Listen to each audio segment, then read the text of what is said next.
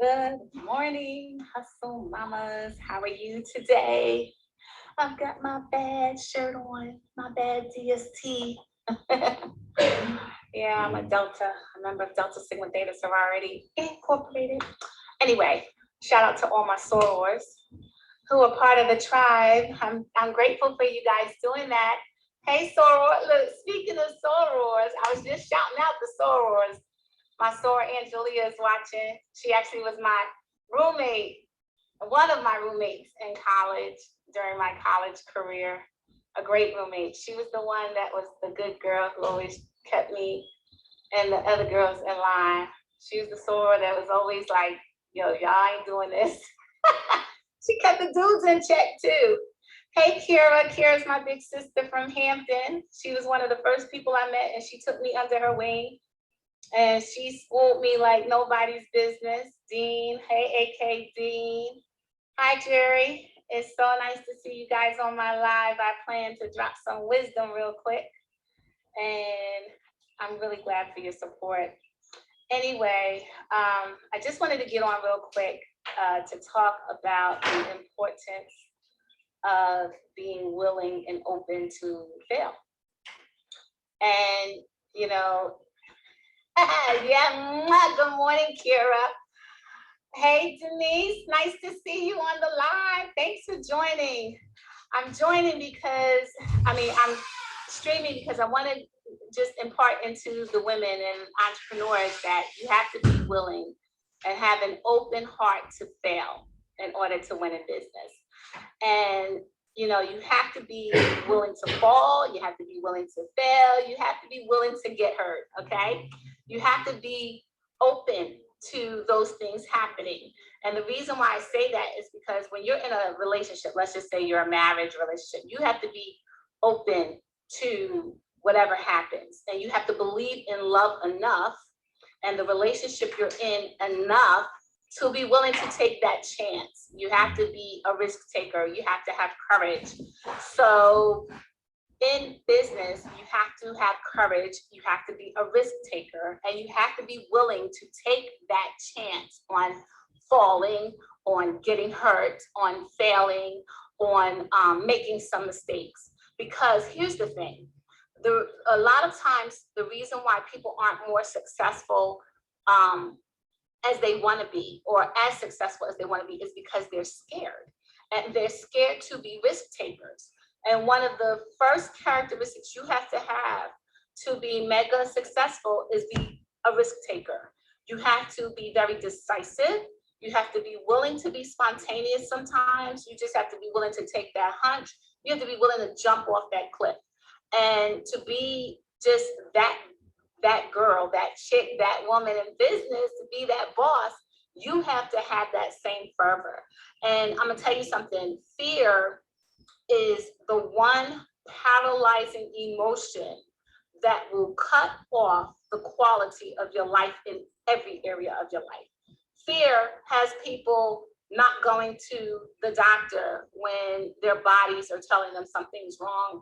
Fear has people not entering into relationships or even being willing to make the first move to talk to someone because they want to be in a relationship with them. Fear. So fear is now interrupting prospective happiness. Fear has people not even jumping out there to do their business, not even wanting to start their side business because they convince themselves and tell themselves all the reasons why they should not do it.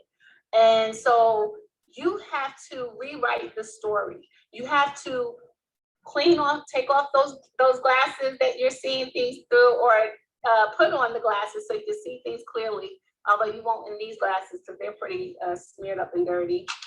You have to be willing to see through a different perspective so that you can push through and force yourself. You actually have to force yourself, despite what you are telling yourself, what you think about yourself, what you've evaluated the situation to be. You have to force yourself to go against what you think and feel is believable, and what you think and feel is unachievable. You have to force yourself to push past those limitations that you've taught yourself and you've adopted, so that you can go into your promised land.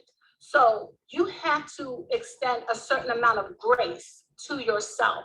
You have to adopt grace. You have to embrace grace. You have to be kind to yourself. You have to be sympathetic, empathetic, and compassionate to the very mind that is the obstacle between you and your greatness, between you and your purpose, between you and your destiny, between you and everything you've ever desired or wanted.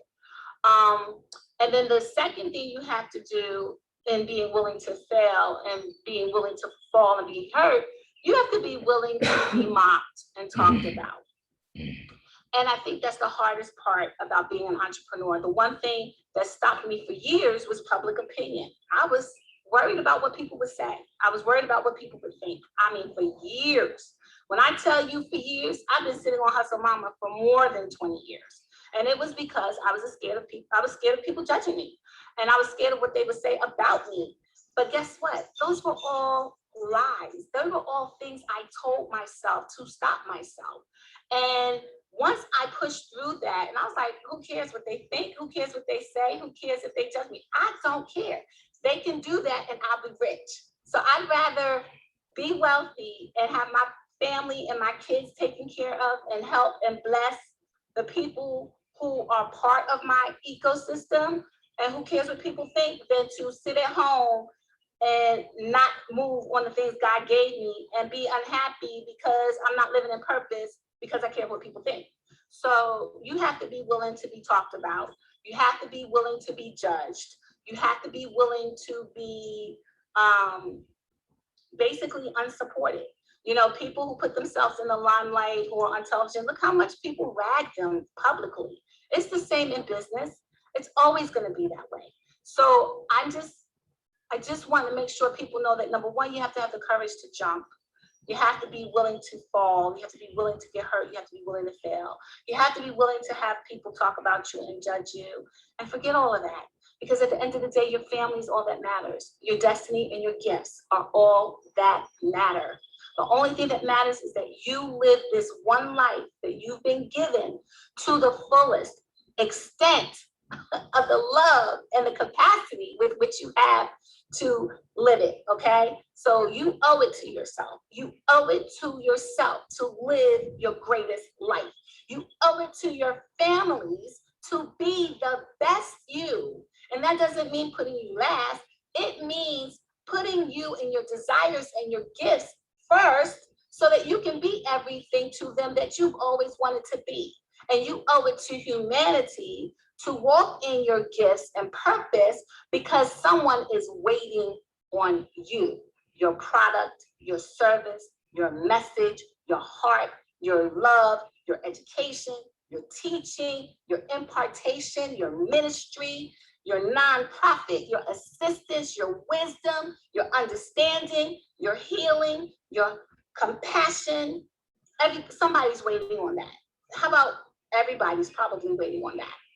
And until you get it right, they won't be right. Okay, so that's it. I hope this helps someone. It always helps me. I love you guys.